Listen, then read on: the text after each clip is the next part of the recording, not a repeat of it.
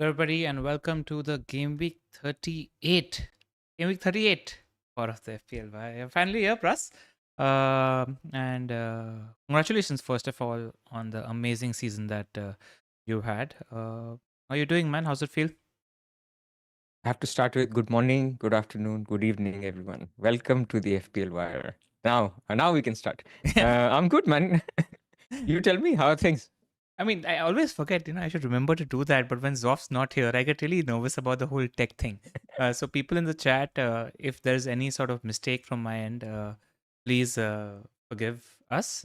Zoph's on the beach. He's on the beaches of Thailand on a boys' trip. And, just before coming on, I was asking him, how's everything going? And he's like, I'm not telling you guys before the pod. I'm going to tell you guys only after the pod. So I wonder what he's up to. No, I think we should respect his privacy. So anyone who wants to reach out, he's on Villa 512. No, I'm joking. uh, no, good on him. He's off on holidays, and it's the best time to take holidays. Unfortunately, me with kids, I have to take holidays in August, man, and it's like the worst time to take holidays because then the season has just started. But we live with what we have, and yeah, I was also going to say for your question on the rank stuff. Yeah, man, we'll see, man. Like, there's an important two fixtures coming this evening, and for people who are curious, why are we podding before these two fixtures? Is unfortunately I have to travel for work this evening, and therefore I won't be here from this evening till Friday. So we'll still do our team selections, but we thought we should speak anyway, right? Yep. I mean, what do you want to say about your boy Konsa, man? That's why we talk about relationships in FPL, right? Trippier and Konsa Yes. for you, and Watkins. Every time you're owning them, they come through, bro. I mean, Konza is the one true love for this season. Like, he scored 2 goals. I owned him at both times. And apart from that, he didn't do much. Also, this season, I have to say Cunha, but Cunha has to do this over seasons because even last season, Konza scored for me. I think he scored the last 3 goals in the Premier League. I've owned him. And for a defender like Konza, if it's Trent, you can say, okay, of course you own them. I've not only owned Konza, I've started Konza in the games that he scored. So great relationship. And yeah, that was the difference. Our teams are all very similar. So it comes down to your 8th, 9th, 10th, 11th player.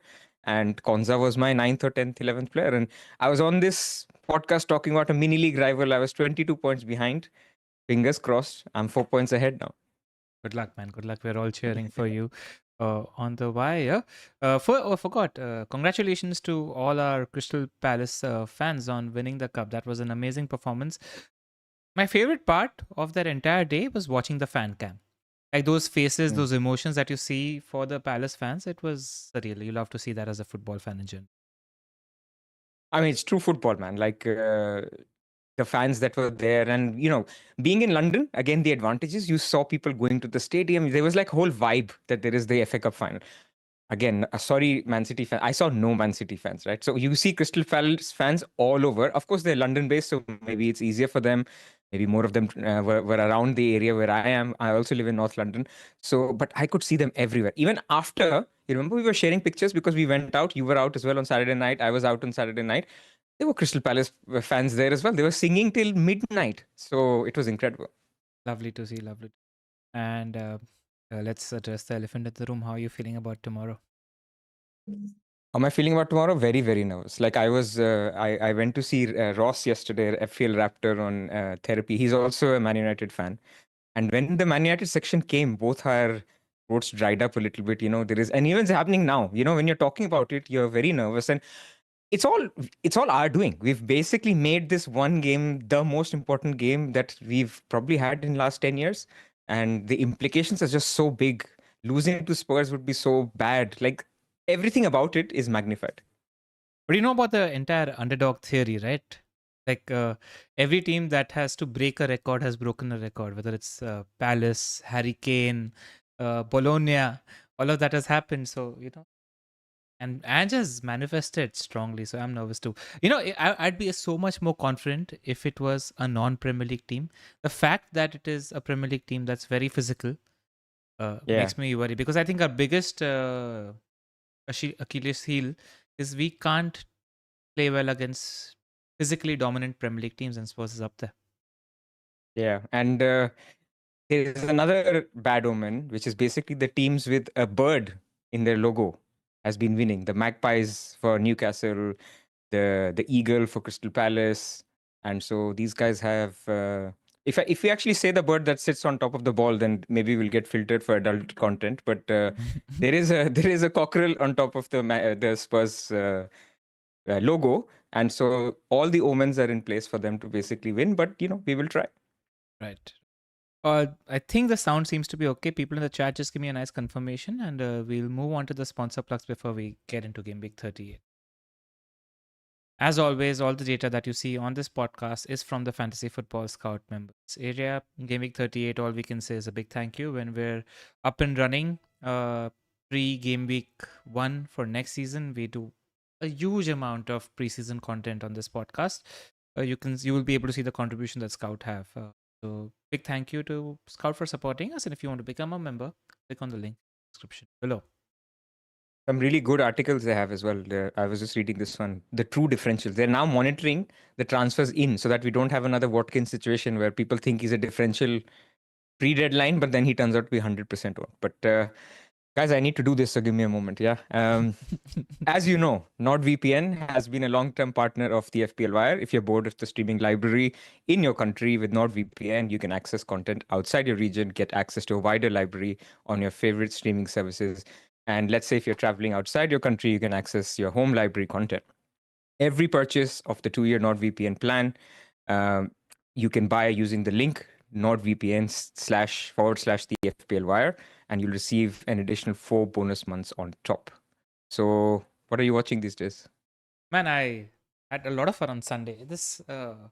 I don't binge watch shows anymore because I don't have the patience to do that, and I think it's got to do with the attention deficiency syndrome that most of us in this generation have because we're so used to the dopamine spikes on Instagram and your TikToks. But I had a rough night on Saturday night, so stayed in bed and started and finished all of Mobland in a single day, which is 8 episodes. I haven't checked it out. It was fabulous, man. Guy Ritchie is in great form. Tom Hardy is in great form. Helen Mirren is in great form. Pierce Brosnan, if you can ignore the accent, is in good form as well. Really, really enjoyed the show and can't wait for so Pierce Brosnan has an American accent? In real life? No. As in, is in the show. Irish accent. Oh, Irish? Okay. Yeah. It's a great show. I recommend that. And again, only Friends and Neighbors is only spicing up the deeper we get into the show. So that's my recommendation again this week. I started the first couple of episodes of Friends and Neighbors. Liked it? Sure. Yeah, so far so good. Now it's going to be paused now for a few days, but I'll come back to it. So back to Nord, it also has an efficient anti-malware and anti-spyware protection system. It highlights any attack and deletes it before it makes a mess of your computer. Grab your exclusive NordVPN deal by going to nordvpn.com/the FPL Wire. It's completely risk-free with Nord's 30-day money-back guarantee. Sign up using the link in the description below. Great. So Game Week 38, we have a chart here which tells us something very, very significant. Why don't you tell people what we should be paying attention to this week and what we shouldn't be paying attention to this week? We should be paying attention to goals and not to clean sheets, right? Yep. Is that what you're saying? Yes, that's about it. What you can see here, if you're looking at the Game Week 38 goal average and you're looking at the per season goal average, except for one season, which is the 2013-14 season, the difference between both the averages is very, very diverse, which tells us that, people loosely say that there's goals in Game Week 38. It isn't a loose statement. There's pretty concrete proof in the pudding. Even when it comes to clean sheet averages, only on 3 occasions since 2010-11 has the clean sheets been higher in Game Week 38 compared to the season average as well. So if you have Saliba injured and you still have 3 playable defenders, play those 3 playable defenders because the best value to get out of your transfers this week is spending those in attack. Yep, fair point. And yesterday's Liverpool-Brighton game was a perfect example. Like, it was basically a Game Week 38 game. And now Brighton have something to play for, but it was just the way Liverpool played. They were ahead twice, but they don't give a shit. They were like continuing to play the way. They were not concentrating. Van Dijk didn't start. And it ended up being this free-flowing, really fun game to watch. And you get 5 goals. So it's no surprise. Like, we're not telling people what they don't know. And this Rob T slide is also very excellent, right? Not only is there a 20% uptick, there are also thrashings. So there's been a thrashing in each of the 5 years, and there may be more as well, but there's been like a 4-0, 5-0 thrashing every single time. Yeah, we just have to find those games. I generally have fond memories with Gameweek 38 because if you find the right captain, because there is a brace 2-3 return potential there somewhere, you just have to go looking for it based on how we think the games might play out, would be worth its weight in gold. Also, the randomness is higher, I should also add, right? Like Yeah. when we can hope, we can try to find that gem, we can try to find that fixture, but ultimately it is random. Like if you look at the fixtures now, what are your top 3 picks for the most random games? That's the best, a great place to start. I think that's where I think like games. I said on the previous pod as well, like I can see Liverpool Brighton being like a 2-2, 2-3 sort of game where I was considering the Salah captaincy right in the end, but then seeing them party throughout made me go against it. But such games where I expect like loosey goosey football with high goals, Spurs Brighton jumps out to me as a game, whichever way Spurs go, whether they win or lose tomorrow. I just see that as a good game for goals. I see 3+, 4+ goals.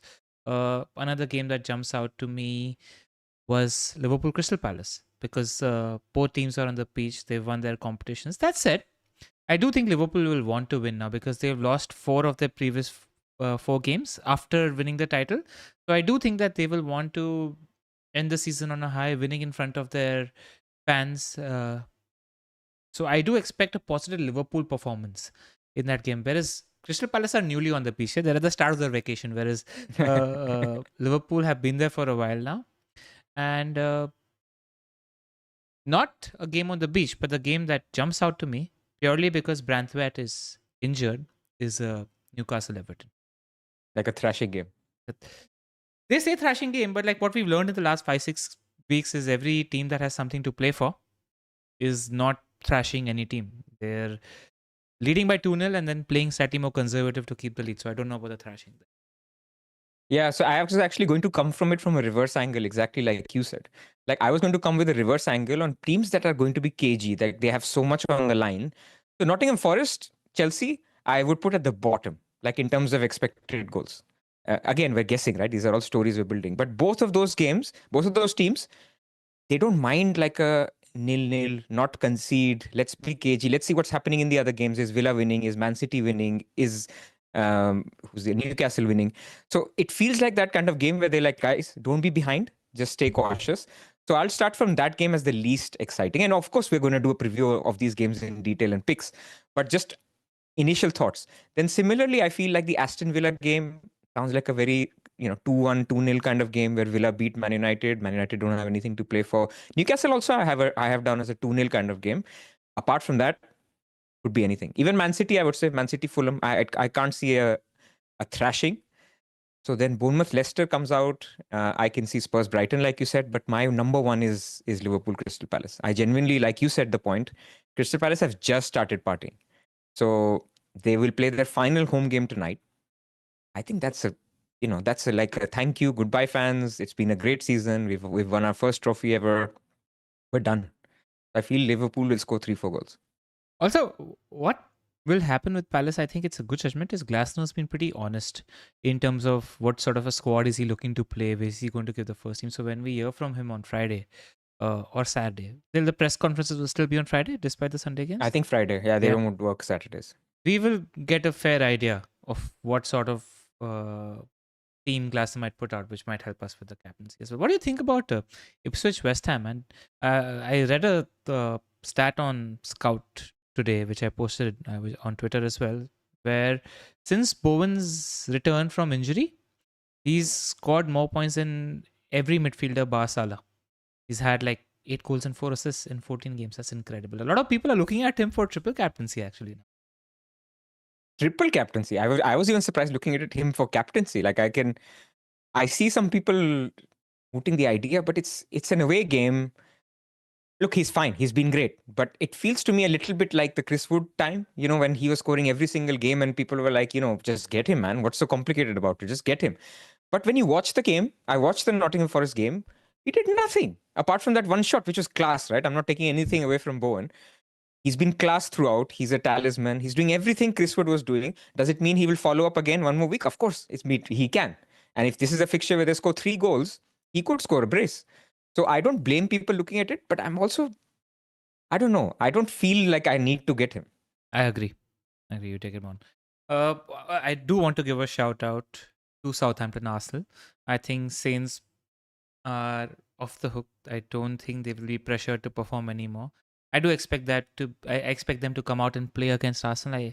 Arsenal have not much to do. They've secured the second position, so they'll be playing free spirited. And I still think that could be like 3 goals or more for Arsenal. I wouldn't write that game off. Yeah. But who will be there is the question. Correct. I think the first team starts. The only worry is Saka's 75th minute sub is a red flag. I tried to be friends with him. Look what happened, right? I owned him since 3 weeks in place of Mbumo. Thankfully, Bumo missed a penalty. So it's been a host of 5, 5, and 5. But Saka's blanked in all 3 games. And I'm trying to be friends with the guy here. But I'm hoping that the patience pays off on. Ultimate friendship will be people are spooked on getting him, and then he scores the bracer hat trick. Yeah, and I just captain him for the ultimate friendship. I have nothing to lose, so I can do whatever I want, right, this week. So it's fine. All right, so let's get into it game by game and picks and non-picks and what people should do with their team, etc. I think what we should also address is I think a lot of people have an Arsenal defender, a Newcastle defender, a Villa defender, a Palace defender. So which defender should they play and bench? Like we should sort of mention that as well. Right. So Bournemouth versus Leicester. Bournemouth in general haven't been in the best of form in the last couple of months. I mean, if you're looking at their data for XG, they're sitting in the bottom 7 clubs in the last 6 matches. So that is the worrisome thing about them. But they're playing a team that has had a slight uptick in form, but I still expect somehow this to be a thrashing for Bournemouth. What do you reckon? So there's 2 things here. There's motivation and there is just form, right? So with motivation, I think let's just say it up front because every podcast is talking about it. So let us also just tell everybody that the 8th team can still qualify for Europe. And the 8th team to qualify for Europe, certain events need to happen, which is Chelsea finishing 7th and winning the Conference League, which is possible. Like they need to lose to Nottingham Forest and other teams to win for that to happen. Or even Chelsea could finish 6th, but Newcastle needs to come 7th. Now that is less likely because they need to lose to Everton Newcastle, which is less likely. But it's all irrelevant. You don't need to know the maths. And win the Conference League. But you don't need to know the maths. What is important here is that the teams who are going into playing Gameweek 38 will not put out kids, will not mass rotate because they cannot even take that 1% chance that, Chelsea lose and, they end up they could have won and made it into Europe, but they didn't because they played the kids.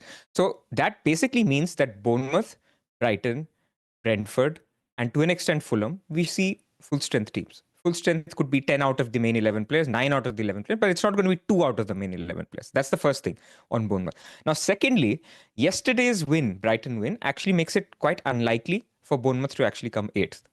So now tonight, obviously, Bournemouth play. So we're obviously recording before they have played. If Bournemouth don't win, then they can't finish 8th. So they have to win tonight to have some motivation. Now, all of that could be irrelevant if there's no motivation. Like last night, there was no motivation for Liverpool. They ended up scoring 2 goals. It's still fine. But it just puts into question minutes a little bit. Like who can get the minutes if they... I think Bournemouth will still go for a top half finish. So just to conclude on this, I think they'll be nearly full strength. And this is a very high ceiling fixture. And for a team like this, right, I just feel like wanting to see off the season in front of their own crowd on a high is just psychologically important, I reckon. Again, I'm expecting a strong team. So if you're looking at punting on the Evan Nielsen's and the Cliverts and the Semenyos of the world, even though they've not shown any form in the last couple of months, I still don't mind it. I've owned players against Leicester multiple times this season. It always pays off. They'll give you chances.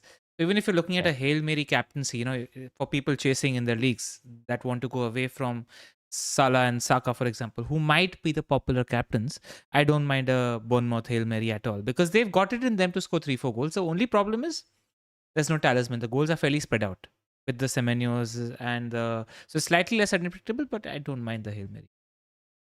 So Raptor's in the chat, so shout out to him. I was actually, like I said, I was on FPL therapy yesterday. We were chatting about this fixture. Who, like, the natural player that people will think about is Evan Nielsen. But there's a lot of teams with a good front 3, right? You could have Watkins, you could have Isak, you could have Wissa, you could have Cunha, and they're all fine. So then who do you prioritize? Do you actually sell one of those because Evanilson's numbers have been really good over the last 8 to 10 weeks? Or do you say, you know what, Kluivert is absolutely fine as well? So do you have a preference between the two or even three if you add Semenyo? I go for the penalty taker, Kluivert. So Kluivert. Yeah, and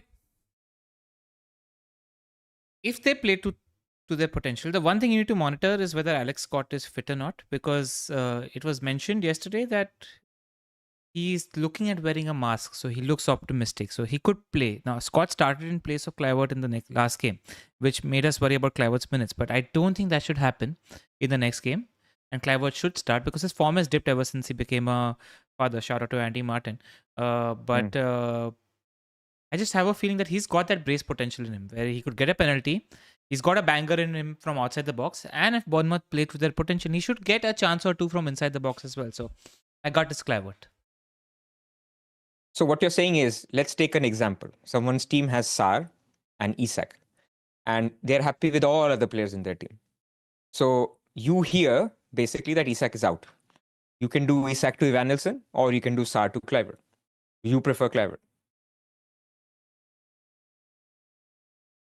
Yeah, I don't want to sit on the fence. And this is pure vibes. Just pure Yeah, vibes. I mean his numbers don't suggest this, but if you took longer term, then and of course penalties matter. So I would be a little bit more on Evanilson only for form, and the fact that the smaller the sample of you picking that player, the less penalties are relevant, right? Like odds of winning a penalty in a game are low. So just on form, I think Evanilson, and there's going to be a lot of confirmation bias tonight against Man City as well. If Evanilson scores a goal, a lot of people will be on him. And if Kluivert does the same, then people will go there. But that's just the reality. But it's a good fixture. What do you think about Kirkes? Like if people have a defensive problem, like we talked about people having defender problems. You could have Saliba, for example. You could have another non-playing defender or an Everton defender that you don't want to play against Newcastle. Is Kirkes like the biggest upside defender you can get this week? Yeah, only if I'm looking at proper clean sheet potential, probably the only guy I don't mind if somebody buys as a defender, because the clean sheet potential as well as attacking potential is pretty high given the nature of the game. Yep, I agree with that. I think I said the same. I think he's the best defender pick this week if you can get to it.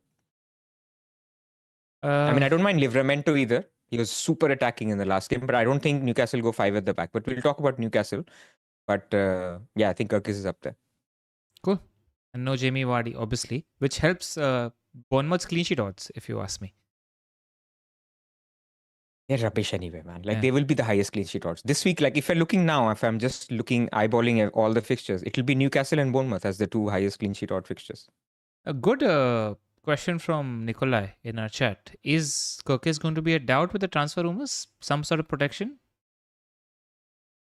I don't see it. I don't think they're... Have we seen that? We'll see today's data. Cunha has been playing. Delap has been playing on the bench. I don't think we've seen much of transfer protection this season. Nah. Yeah.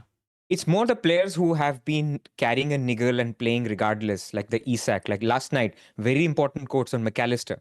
Like Slot has said, you know what, McAllister is not going to play again this season because he's worked far too hard. He's been running around with a little bit of injury, which has given him the summer off. And this is why press conferences are so bloody important this week, more than any other week, that you just have to wait for them because there will be some random spanner of some player who's just gone off to holiday without us knowing or seeing it. And it could be somebody you own. Yeah, to all the planners, by the way, if you're thinking about your potential transfers and you're 0.0 million on them, don't make them. Don't make your ideal transfer because the randomness that happens in Gameweek 38, and we might get a fair amount of news through press conferences, through leaks as well. All 10 games are in play for leaks as well. Don't make early transfers. I guarantee you, whatever your early transfer, not guarantee you, but like there's a very good chance that the information that you get from Friday to Sunday, 1 hour before deadline, is going to be more valuable than the transfer that you have planned right now. 100%. So speaking of deadline day leaks, we have the Man City fixture. So we will again, hopefully people will see 5 minutes before the deadline whether De Bruyne is starting, Haaland is starting, Mamouche is starting, Guardiola is starting. It's a must-win game for them. So I'd expect, I don't know, what are you feeling with De Bruyne? I think he starts.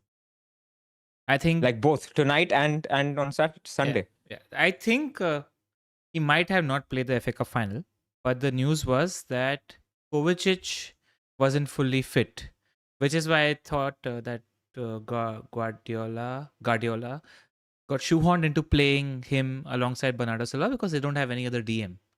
And I think coach might be fit now. And what are you resting De Bruyne for, right? I think given City's form, he's probably one of their form players at the moment. And in must-win games, I mean, some fans are not happy with him.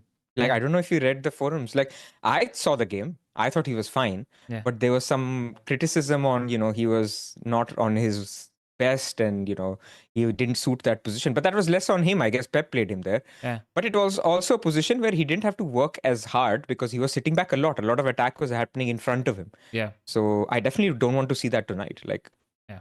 I think he needs to be playing 10. it totally depends on Kovacic's fitness, I think, because they need him to play in that. Or Rodri. I won't be surprised if Pep brings in a surprise and plays Rodri in the pivot as well. He's been on the fringes of starting for a while now. So if we see Rodri on the bench and get 20-30 minutes also, I think it bodes well for City in Gameweek 38.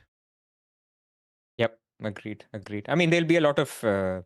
We'll see what lineup they put out tonight. There is a big distance, right? So I wouldn't use it as if if De Bruyne is benched today, then he definitely starts, or vice versa. Because between Tuesday and Sunday, it's almost like a whole week.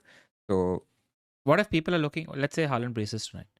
What if people are looking at Haaland as a differential? Is it worth breaking up your team? I don't think it's worth selling whichever expensive midfielder you have for Haaland.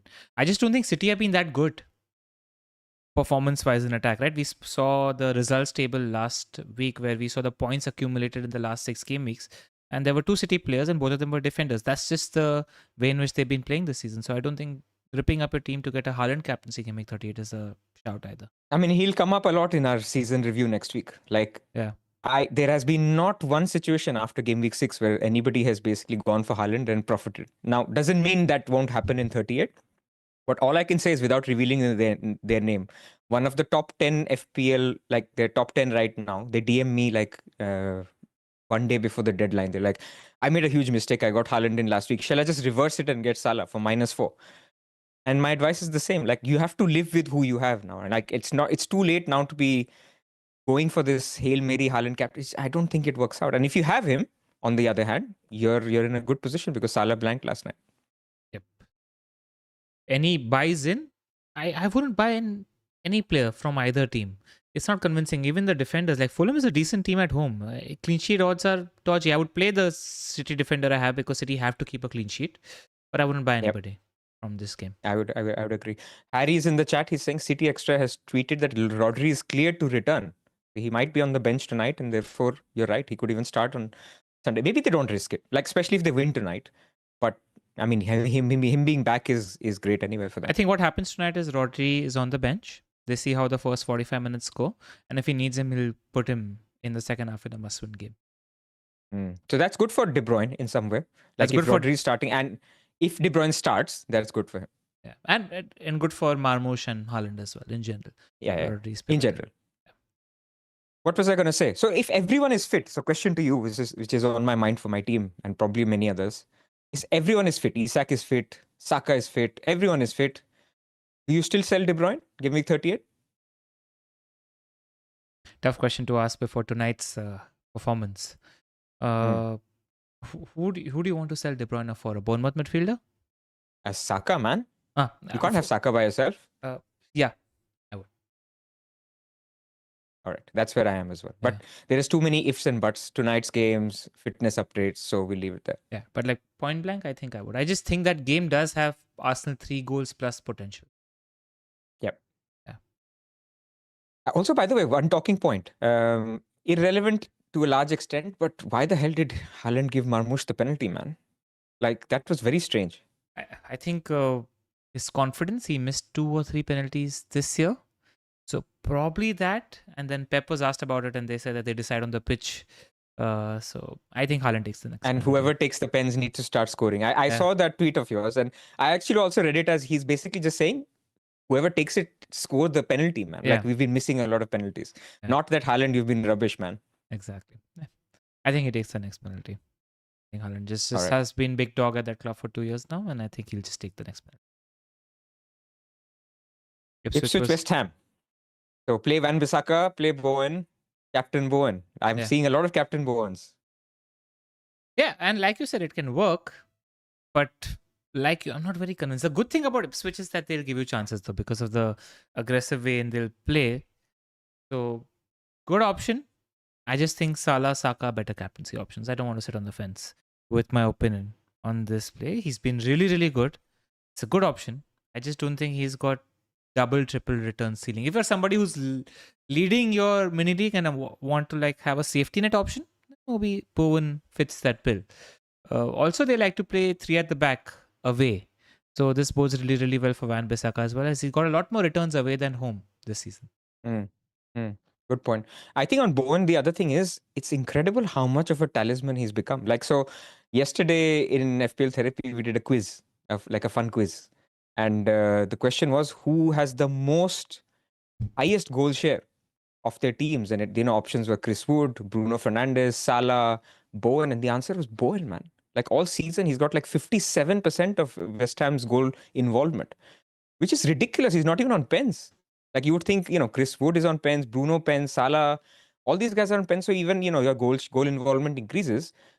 Owen has not been, and he's doing something which is incredible. And this is the pocket which gives you these meteoric rises in rank, right? Where people know this is a good player. We've all been saying for 5 weeks he's a good player, but something has been happening because it was the double. People went for Saka.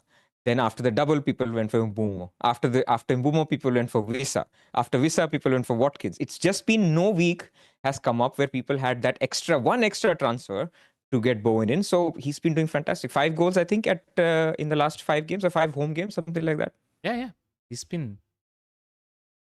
It's form, right? We believe in form, and Bowen has been doing this for last 7-8 years. He's an output merchant as well.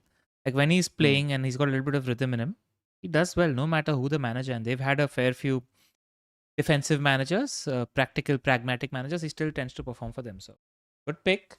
Would you buy him this week or do you want to take him home? I can see a world where I buy him, and that world basically is that Isak is fully fit, and Saka is either ruled out or basically Arteta says, "Look, I'll have to balance the squad, give people a chance who have played for us all year." So if it goes in this direction, then I have to use my free transfer. I can do Sar to Bowen. So I can see a world where I get him, but I would prioritize Saka if I have full conviction that Saka is fit, and Isak needs to be fit as well. Otherwise, Isak to Van Nilsson is where I would go. In that price bracket, the Bowen price bracket, we have the Bournemouth midfielders competing with him. And I think it's fair to say that people have enough money in the bank. So there's the Newcastle midfielders in contention with him as well. How would you rank them? I'm talking about Barnes, Gordon both. I'm talking about all the Bournemouth midfielders and Bowen. I would rank Bowen first. I mean, with respect to him, he's been great. So I would rank him number 1 if you wanted to, but he will be highly owned. Like we're talking, if people are thinking of captaincy, we're talking 60% EO. So if you're chasing, I love Gordon. I think Gordon is the under 10% differential pick this week. And you have the added spice that if Eddie Howe is lying or whatever and Isak is not playing, Gordon would take the pens as well.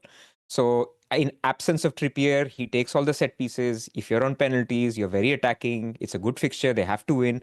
All of those things point to a Gordon Hall. And so I like him a lot. And if it wasn't for Bournemouth midfielders sharing goals amongst them and Kluivert's form, I would have put Kluivert maybe above him. But I would actually put Gordon second. And this is pure vibes, okay, because I don't want to sit on the fence with the gut that I have a feeling that the Newcastle midfielders and the Bournemouth midfielders and the Brighton midfielders have a higher ceiling. I just see that as a more 4-0 sort of game just because of the virtue of the teams that they are. I just think they've got more in them from an attacking point of view. So, and I like the home games for Bournemouth and Newcastle. Right? I even think Barnes, right? Outside of Isak, Barnes has the highest shots in the box, big chances. In Isak's absence, if you remove Isak, he's the second highest underlying data, and he's got brace potential. He's got that game where he'll bang 2 goals as well. So I don't mind these punts. I think you can take Bowen on. That's where I am. Just a spanner on Barnes. I have a feeling that he reverts to 4 at the back again. Like last 2 games, he's played 5 at the back because opposition has been such where 5 at the back worked. So where, Trippier was out. So Jacob Murphy played right wing back. Livramento played left wing back. So he could revert to 4 at the back, which basically means that one of Murphy or Barnes will start, and I would put my money on Murphy starting on the right if that was going to be the case. So just a small thing on like Gordon should start, Murphy should start, Barnes if He they play could he five at the could, back. he could throw Gordon up top as well. If Wilson Yes, if does, Isak is out, then all three will start. Yes, of course. all could start. Well, he started Wilson, so it depends on that also. And the other thing is, he has to play somebody in midfield because Joelinton isn't fit. Then Willock is now fit. He came on as a sub against Arsenal as well, so even that's in play, which wasn't the case earlier. Yep. Yeah. Cool. Liverpool versus Palace. We discussed this game earlier. Mo Salah, good captaincy option. He's going to chase that record now, and he needs to get a goal assist. But like yesterday was unlucky, but you saw everything that you needed to see from Mo Salah to know that okay, he's a good pick because the underlying number 0.93 XGI. A lot of times where he was in great positions and didn't get the ball as well. So a good performance, everything that you need to see from Mo Salah. Him not getting the record is also a good thing if you're looking to captaining Absolutely. from an FPL point of view. And I do think if you're somebody who is in the midfield bracket, Jota, Diaz as punts because I think not Jota, Gakpo and Diaz as punts because I think both will start. Yep. I think this is gonna be Liverpool saying it's our final home game. Let's end the season on a high. You guys have enough holiday. Let's do for now 5 days of training. Let's come out and show the fans that we are the champions. And I feel I'm narrative building, but that's what everybody does on Gameweek 38, right? So I feel this is a game where Liverpool will score 3-4 goals. And I watched Salah, like people in the UK will know there was a feature on Sky Sports called Player Cam, where you can actually just look at a player playing the whole game. I was on Player Cam like with my eyes on Salah the whole second half. There is no form issue. He's still greedy. He still wants to. He just was unlucky, man. He didn't like connect with the ball properly for that 0.8 XG chance. There was another time where he was very close. A couple of times he tried to assist. This is all the recipes there. Salah's going to start. Salah wants two returns, not one, to basically break the record. And he has a home game. Like what? After the game finished, I tweeted Salah captaincy lock. I'm not even debating it. Only caveat I want to say is if Palace lose tonight and Glasner prioritizes, I think they need to win 3 points or 2 points to break their highest points record in the Premier League. If Glasner speaks about it at length in the press conference and is really going for that record, then you start paying attention to that and see if you want to go for a slightly more loosey-goosey fixture. If Palace have a lot to play for and are going to play their first team, like just pay attention to Glasner's press conference. That's the only thing I would say. When he was on that mad run in the first half of the season, in the first 20 games, he did not blank 18 times. He blanked only twice. One of them was against Palace. Right. So fair enough. And if Crystal Palace play their first team, they're a great team. So they're a good team, but if you're talking alternatives, like okay, let's do a little bit of captaincy discussion. We've talked about Bowen. Who else? Arsenal. Who can you tell me that guarantees start? Yeah, guarantee. I think then you go for the Hail Mary guys. And the Hail Mary guys are the Newcastle guys, the Bournemouth guys. Arsenal, if Saka is given the clear from a fitness point of view. But none of them are guaranteed to play 90 minutes and be on penalties. Like I just think, and with the motivation, like there's a little bit of an individual motivation. I'm really struggling to see how, unless you give me the team sheet and you say Saka starting, I think Saka can compete. But we will not. We don't get Arsenal leaks. It's been very difficult to predict. In fact, you get wrong leaks. Best we could do is if I see Saka traveling, because it's an away game, that would be good. So then I can understand people go for a little bit of a punt that nobody's going there, so I will go there. I can see you doing that. But apart from that, I don't see an obvious captain. For people maybe in my position who are well placed, who want to go for the captain that they think scores most points rather than trying to go different, I can't see beyond Salah. Yeah, if you're playing safe, Salah's the best captaincy option. 100%. If you're chasing, there are options out there and you have to go for a game that you see as a 4-0 game. And we've named those games that we see as a high goal scoring game. Speaking of which, okay, no, that's not Newcastle next. We go to United versus Aston Villa next. But before that, do you play Bradley if you own him? 100%. Bradley was great yesterday. Like, man, I think he's now started the last two. So the message is clear. Like Trent, you're out. Bradley. Now they've signed Frimpong, so it's not like they're going to say Bradley, you're our number one right back forever.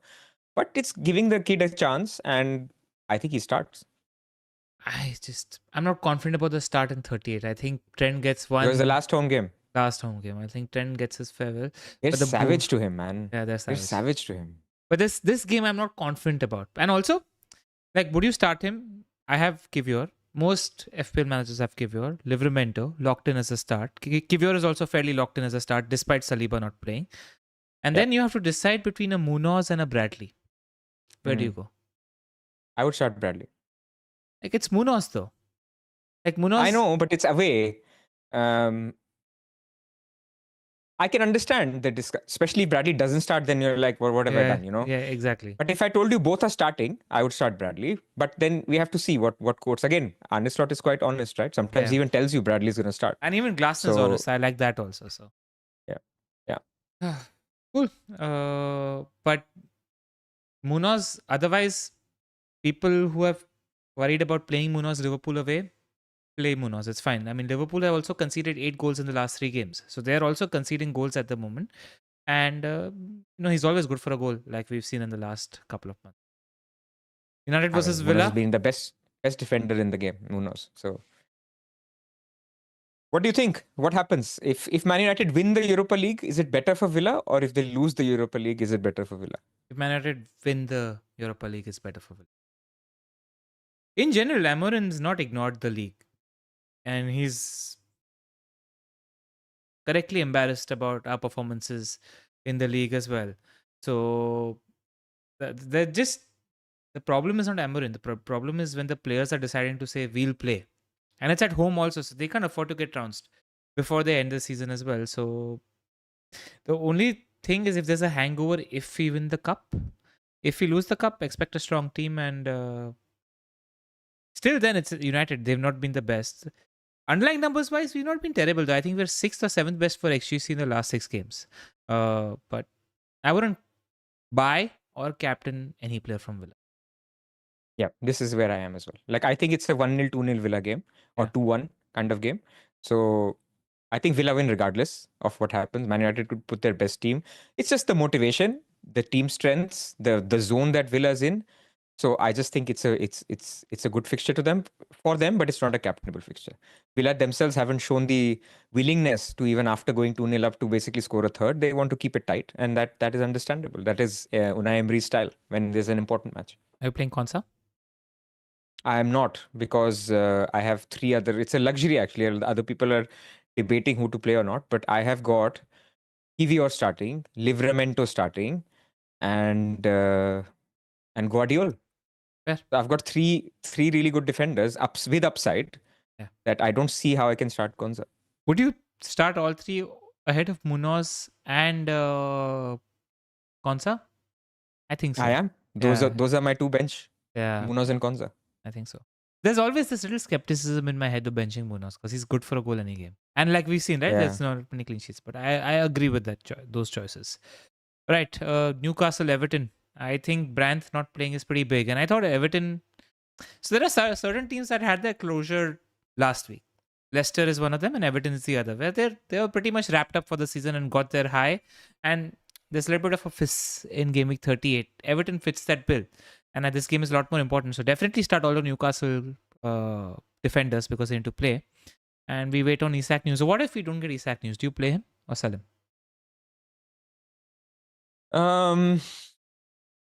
It will then depend on De Bruyne news. So again, I'm talking of my team, while other people may have the same. So if De Bruyne is then starting in the league, then I'll be like, why should I bother with Isak, man? Just sell Isak to Evanilson. That's where the momentum is shifting. If De Bruyne isn't starting, but I haven't heard anything on Isak, then I'll just pray. And if Isak doesn't play, then Sarr will come on, which is fine. Again, we said there should be goals in the Liverpool Palace game. So that would be my view. Like, I would move De Bruyne to Saka or Bowen if Isak is fine, or if there is no news, especially if De Bruyne isn't starting. So it's a whole flow chart, which I will talk about in my team selection as well. But that's where I will be. It depends on De Bruyne what I do with Isak. It's a shame because he was also a prime captaincy option this week, especially with the news coming out that Brandt is unfit for the game. I mean, just thought Newcastle have been really good. The first 20 minutes against Arsenal, they were purring, man. So good to watch. I mean, how Raya got a clean sheet in that game, God alone knows. I just think there's a team in a good moment, in good form. That's why I don't mind punting on a Barnes or a Gordon as well. Like if we hear news, etc., depending on Eddie Oscon. I like the way, and St. James's Park has been amazing this year. So I don't mind this as a punt. No, absolutely. And Everton, bit like Leicester, right? There are 2-3 teams that I can see. Arsenal is in this category, Everton is in this category, and Leicester is in this category, where they've had an emotional home game in Gameweek 37, where they've said thank you to the fans, they've said thank you to a retiring player, they've had a long, grueling season, and therefore I question how much they'll turn up to this game. Now, Arsenal is a separate category, we'll talk about them. Leicester and Everton especially feel like that it was a day where everybody came to their stadium to say thank you, whatever. Goodison, last game at Goodison. I don't know how much Everton will turn up for this, especially without Branthwaite and Tarkowski.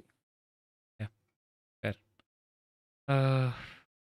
Forest Chelsea. I think that's the game I will be watching on Sunday because it's got the highest footballing relevance in general as well. I think it's an exciting game to watch just as a football fan because everything is on the line. But KG affair 1-0 either way sort of game I expect it to be. 100%. 1-0, 1-1, max 2-0 to a team that is because the other team was chasing, so then they get a counter goal on the counter at the end. I'm basically putting my neck on the line and saying this is going to be 0-0 at halftime. Palmer owners hold or sell? For them as well, it depends on Isak, right? So I think if Isak is fit, then they could look at Palmer to Saka, and I think that was the planned move for a lot of Palmer owners.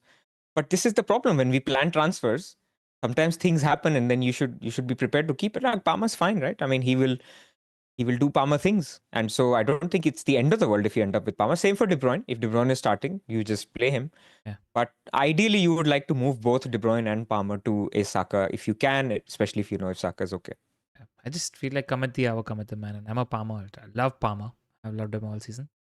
You just give him the game. Because Forest defensively haven't been great. That said, they will defend for their lives in this sort of game. Either way, I wouldn't captain anybody from this or buy any player. I just think this game is a good matchup for Chelsea, even though it's away. And simply because the game that Nottingham Forest are really good at is basically sit back and transition very fast. And I think Chelsea has the best midfield in the league to counter that transition. Like Caicedo doesn't get outrun. Like Lavia is there, is strong. Cucurella, he inverts, but he's always tracking back. I think it's a very, very strong team that can counter any transitions. This is why I think it will be like Nottingham Forest will say, you come. Chelsea will say, okay, we'll come. But, so a lot of the game might be played in Nottingham Forest's half, but they'll be robust. So 0-0 nailed on halftime. Yeah, agree. I mean, to be honest, Chelsea didn't impress me against us. They were all right. Their attack is blunt, right? Without Jackson. So this is why I feel they will try. Like Nottingham Forest will give them the ball. Yeah. They will try. They'll put in crosses. They'll track going through the middle. It's not easy to break down Nottingham Forest, which is why this is going to be a KG game. And more importantly, both teams as managers will give the same pre-game team talk of saying, guys, don't go behind. Just stay in the game. Stay in the game. Shout out to Reece James for that absolute beautiful piece of football. I've seen the replay, admired it. Great to watch. Right. Yeah, Southampton versus Arsenal. I mean, what gives me hope and confidence is that Beto had 2 big chances and had 2 goals ruled out for offside. So they gave their chances to Everton. Even though Everton looked shaky themselves, they gave their chances. And there's a chance that Bednarek and Howard Bellis both could be out for this game for Southampton. So they're down to their 3rd and 4th and 5th choice central defender, which just tells me that, people might ignore this game and there's a 3-0, 4-0 sort of trashing just here because one team is just way more superior than the other. Play Raya, play Arsenal defenders because Raya is competing for the Golden Glove along with Sells. Him and Sells are tied. And he will want that clean sheet just because he'll want that accolade. And players are aware of these things in case you're wondering. Absolutely. So play our Arsenal defenders and keep an eye out on their fitness. I just like Arsenal for goals. Yep, I'm with you. It's just about predicting. Like Havertz was back, right? Yeah. You think Havertz starts? Like, I'm not sure. Like, why would they risk him in the final game? Maybe give him another 30 minutes, get him comfortable. And even if he starts, be surprised if he starts. He's 60 minutes. Yeah, exactly. And by virtue of Havertz just being in the squad, it makes it difficult to punt on Trossard or Martinelli too. That's the thing. Yep. Yeah. Yep. Then there's Shout out to Nwaneri. There Declan is what? Rice. It was a Yes. joke that he was a pick when I used to talk about him playing the more Zaka position earlier when he joined the club. But he's got 2 goals and 2 assists in his last 5. One to monitor, just as a low key option next year. He's a perfect draft pick, man. Like Rodri. Yeah. Like maybe a little better than Rodri because he's taking corners and some free kicks as well. So he's been a good steady pick. But the problem we always have with Rice and picks like these is at some point you go, oh, I want triple Arsenal, and Rice is not the one of the best 3 if I want triple Yeah, Arsenal. But 100%. as a trickler, Yeah. you don't mind it. Shout out to Baker. He shared the quote with me. A lot of people there's a quote flowing around that Arteta said that now we're on the beach and we'll let the people up there do what they want. Arteta said, and I saw the video, he said, after we finish the season, we go on the beach. Yeah. So just wanted to point that out because a lot of people are holding onto that quote, and I saw that massively shared in the Twitter circle as well. So I just wanted to cite that. Yeah. No, they'll put out a good team. But what that good team is, okay, let's agree. Ben White starts because Timber is out. Calafiori starts. Look, Saliba came off at halftime from a hamstring niggle, right? Why does he come off at halftime? Because they're like, why should we take a chance? Season is finished. So I would be shocked if Saliba starts. So those of you with Saliba, unfortunately, like I don't think Saliba starts. Yeah. So looking at Kiwior plus Calafiori again in the middle. And on the Lewis left, Kelly. you could have, or maybe the Zinchenko's last game or something, they can give him, or Tierney, like something like that could be possible. After that, in the attack, I have no clue what they will do.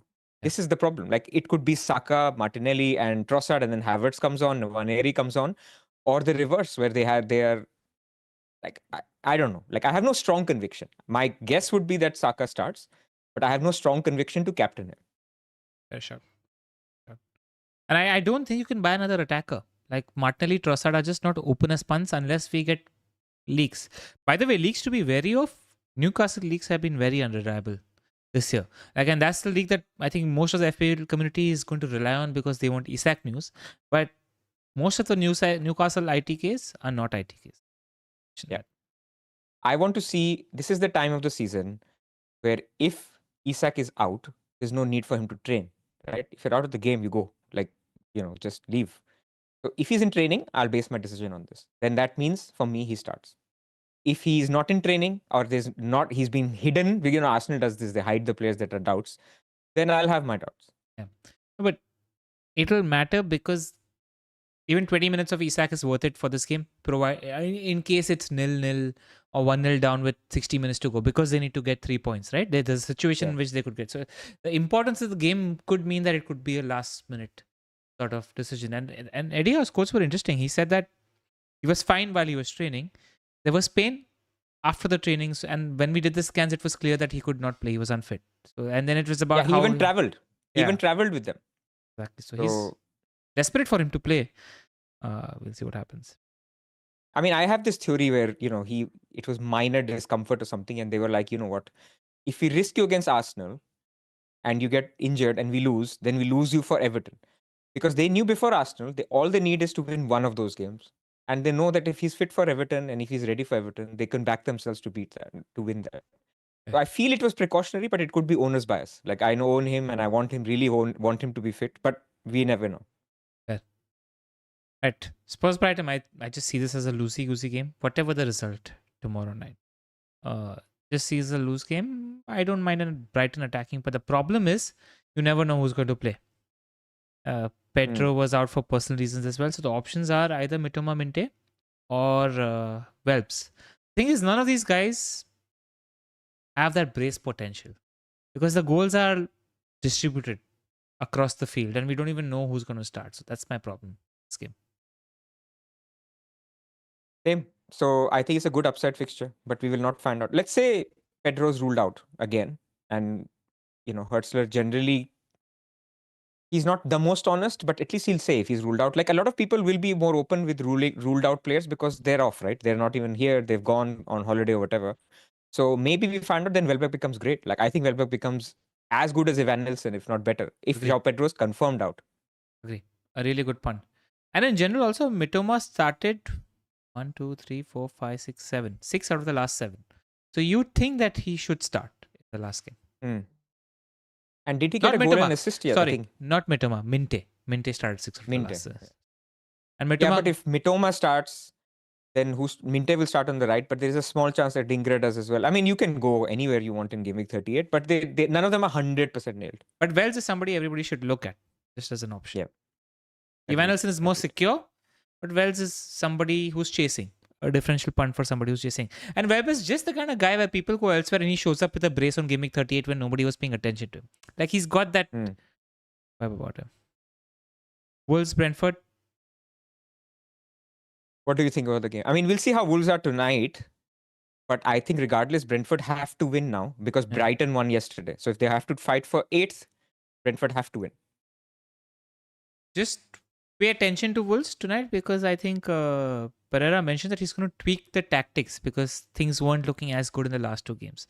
So I want to see what those tactical changes are that Pereira is bringing into the Wolves team. But play our Brentford attackers irrespective. Not much to lose. Oh, of course. Like, shout out to Adam Hopcroft. He tweeted today. Both Visa and Mbuma are on 19 goals each. 20. And that's huge. Yeah. That if they can get to 2020, the only other time it's happened is Salah and Mane doing 2020. So can you imagine like 2 players from Brentford getting 20 goals each a season? Like that's like the gold standard of having a great season, 20 goals in the Premier League. So that would be amazing. Now, does it mean that they are more motivated each to score 1 goal each? Like it doesn't work out like that. But they were both motivated to score in this game. That's what matters. They'll both want to hit 20 goals. You know, there's a lot of Boomer chat in general, and rightly so. He's amazing. But I think if anybody snips up Visa on the cheap as a squad player from the top teams, I think they'll do well. I think he's a very underrated player. His hold-up play, his passing ability, his finishing ability. 19 non-Premier League goals is no joke. No joke. For a team like Brentford, I think like I wouldn't have a problem if United went for him just as a squad option. I just think he's very underrated as a player. I like his skill set. Before we move into our own teams, Pras, why don't you, for the second last time this season, ask people who've been supporting us throughout the season for one last like and subscribe. Yep, absolutely. And by the way, I see a lot of super chats as well. So we'll get to all the super chats in a second. But thank you as always for your support. Thank you for commenting on the streams. Thank you for joining us live. Thank you for all the likes that you've given on the videos, to our Patreons, to our YouTube members. We really, really appreciate your support. And for those of you who haven't liked the stream or subscribed to the channel, we would really appreciate it. It helps us out in so many ways. I mean, one is just, it's nice to see the channel growth. Like we set ourselves targets at the beginning of the season on where we want to get to. It's always nice to see that we're getting close to 40,000 subscribers from something you guys started about 4 years ago. So it's incredible, and it's all thanks to the people who support us. So if you want to continue to do that, you can do it through, continuing to like our streams, to comment, to subscribe to the channel. And if you want to support us more, you can obviously join us as a Patreon on patreon.com/the FPL Wire. You can join us on YouTube as well by becoming a member and get access to a lot of stuff. And we're actually going to think about other things we can do next year. This season, we started the team selection videos. We've got tremendous support through that. It helps. Having a good season and doing team selection videos has helped a lot. I don't know how it will be when next season I won't have such a good rank, but I've enjoyed it a lot. You will have a good rank next. Yeah. So yeah, I just want to say thanks. You guys have been genuinely amazing with the support you guys have showed us this season, and nothing but gratitude for that. So, there's actually a very big prize that we're giving out next week, and this is just a reminder for people that have been paying attention in Sleeper. This is the top 10 in our FPL Wire Sleeper League at the moment. And in case you're wondering, the top 2 are getting a PlayStation 5, and ranks 3 to 8 are getting a Premier League kit of that choice. But all these guys, whether it's Dr. Steve, Imayad, Babajan, Folo, all of them are in with a shout for that PlayStation. Did I lose you? I was actually looking. It's quite impressive. So they have been 3. Can you hear me? Yeah, I can hear you. Hello? Okay. So I was saying it's actually quite impressive that, there's almost 200 correct predictions out of, they've been, 370 games so far. So actually, that's quite good, and all to play for going into the final week. So this isn't just a call for those who are in this top 10, even others. If you want to get involved, you can still do that. There are still monthly prizes, and those are very close as well. Yeah. And like, if you're anybody who's above 192, 191 points, go for it. Just don't make sure you're putting in 10 entries. And this is outside of the monthly prices.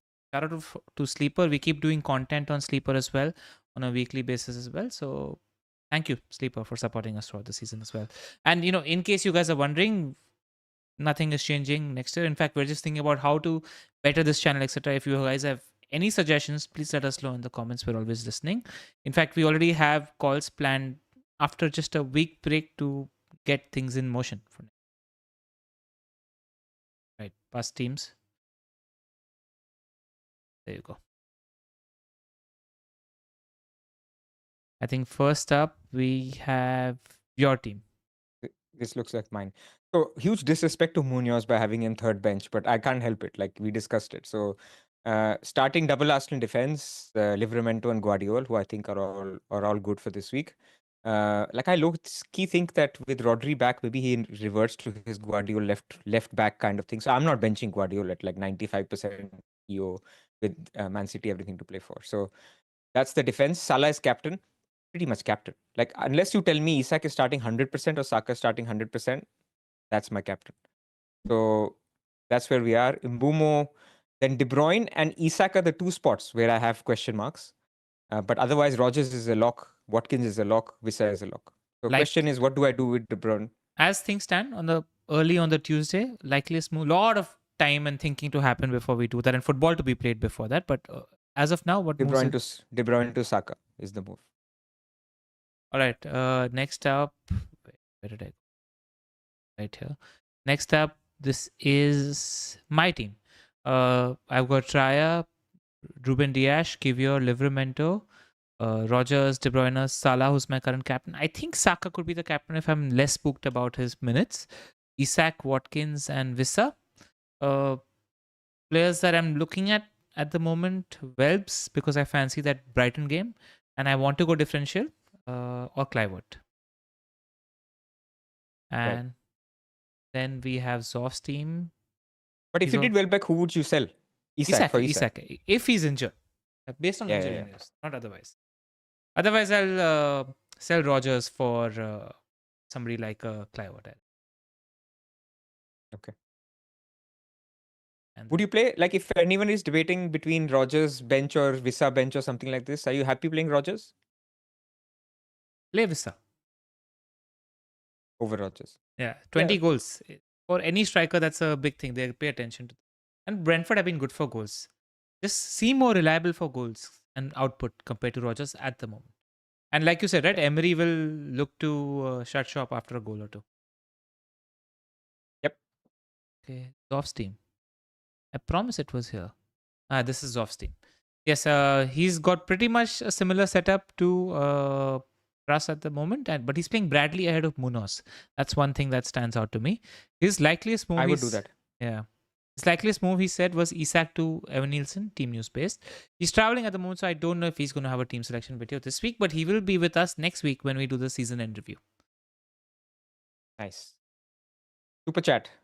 Well, go for it. So, hi both. Gameweek 38. He's got Sobo and EH. Who's it? Erling Haaland. Oh, to Mo captain and Evan Nilsson. I'm assuming that is for free. But how can you do Sobosla and Haaland to? Okay, you can. Mo and Evan Nilsson. As a Liverpool fan, I want Mo so that I can happily cheer him on for the record. Triple Forest defense though. Yeah, Pulkit, you know what you want to do. Like, you just need confirmation bias from us. Do it. He wants to cheer for more. Haaland is your edge. So if you want to prioritize football over FPL, fair enough. But like Haaland captain would be also cool. Like if you wanted to go different. I think this depends a lot on what Glasner says in his press conference. Like, yep, fair enough. If Glasner says, okay, everybody's on the beach, get Diaz even. But if Glasner's like, no, we're paying for 2 points, etc., try to judge that. And he's been honest, so I would rely on that. He's been honest. You're right. Right. After the FA Cup final, he even said, "I've told everybody, if you're not training, but if you win on Tuesday, then you get 2 extra days off or something like that." Yeah. He was pretty honest, and when you win, you're actually a little honest as well. So next one from Anudeep. Hi, love your pod. What would you suggest? I have one free transfer and 2.3 million in the bank. Current OR is 67k, my best ever. So Congratulations, therefore, Anudeep. best ever means you want to keep that rather than just necessarily go Hail Mary for a 50k. So option 1 is Sar to Bowen, captain. Option 2 is Mbumo to Saka, captain. And option 3 is Marmoush to Isak, captain. Oh. Artubone is what I'm liking. If Isak is fit and confirmed, then I don't mind Marmoush to Isak. Yeah, because then Isak becomes a real captain shot if he's confirmed fit. But I suspect we won't get it. Yeah. And because we don't get it, Star to Bowen cap is good both for upside of differential captaincy, but also downside protection of getting Bowen, who should be 50-60%. I'm just saying though, if you have Salah, captain Salah, even if you do Artubone. Fair enough. Next one is from Zaryab Khan. Who would you take a hit for Palmer to Salah? Good question.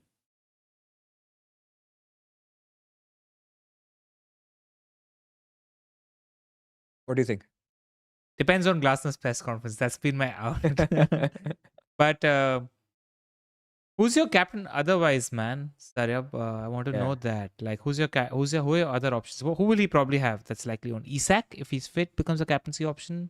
Could have Isak, could have De Bruyne, could have Saka, something like that. I'm thinking like you have Bumo? Saka, Palmer. Like, Bumo's a fine captaincy option also, right? Like, Yes, but Wolves have been low-key okay defensively, man. would you take the hit? I would generally tell people not to take hits. And I'll use a very pertinent example, which is basically Vissa. You remember when everybody went Vissa when he was playing Ipswich away? He gets a yellow card, got 1 point. And people are like, what idiots, you guys bought Vissa. But if you took that hit, next week Vissa gets you a 10-pointer, repays your hit. When it's a hit for 1 week, you can be wrong and you've just thrown away 4 points for nothing. So I don't like hits for that reason unless you're taking out an injured player. If Or you're a taking captain. out really a player who's or a captain maybe. So okay, so maybe you are saying Palmer to Salah captain could make sense. I would say find if you have a better captain, don't take the hit. I agree. Just find a captain. Yeah, I wouldn't captain Palmer, for example. I wouldn't captain Palmer. For sure, I wouldn't captain Palmer. So last one is from Aranya, who was our late wildcarder from Discord. And he obviously had triple Everton defense, who I was trying to curse the whole time.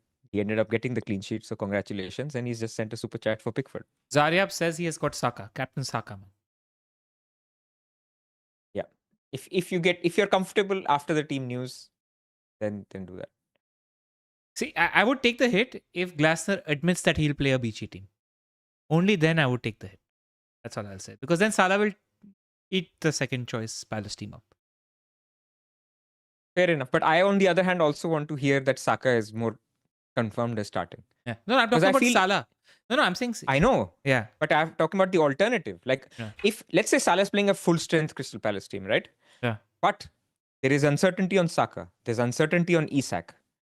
Then there is, for me, there is not a clear alternative. Like, you would still captain Salah, even if he's playing a fit Crystal Palace team. Yeah, such is the evolution of this game, right? Like, I was telling you guys in the chat, 3 of my best seasons, till date, I've taken a hit in Gameweek 38. And they have been the reason why I've had the best seasons I've had in those seasons. They've always worked out in Gameweek 38. Always been plus 15 points net. I just don't think it's there. Actually, it's the nature of the season also, right? We've not had as many goals as we've had last season. We've had a lot more clean sheets. The quality of free-flowing goals hasn't been there as well as this season. If there's a team that was dominating like Aguero, Sterling, Sane of Guardiola era, there just hasn't been a team that's consistently scoring 4+ goals also this season that you can chase. I think that's also something that you take into account.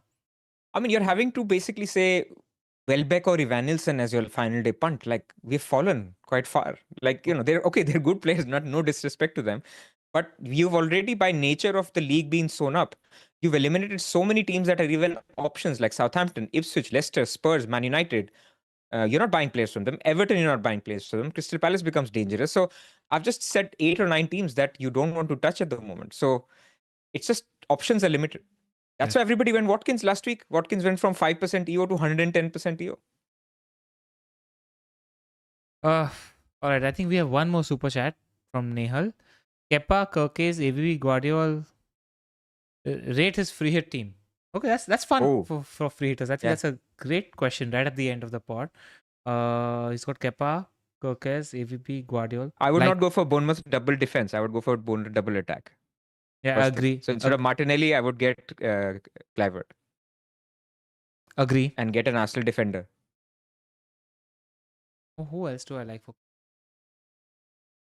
Van Zen? Bissaka is away, but you said they do most of their damage away, right? Get So, Livramento. Get Newcastle defense. I reckon. so Kepa and Van Bissaka to No. Keep higher. Kepa, Van Bissaka, Guardiola. Oh, sorry, just get Kepa to Pope then maybe. Or play Edison and do Guardiola to... No, Guardiola is too high. I would get Ben White One shout. as your Arsenal attack. Or not attack, but somebody who will definitely start.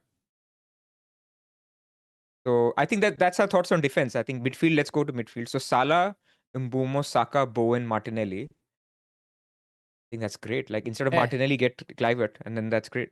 Nehal, it's a great template free team. I'll just say that like find your player. Like have one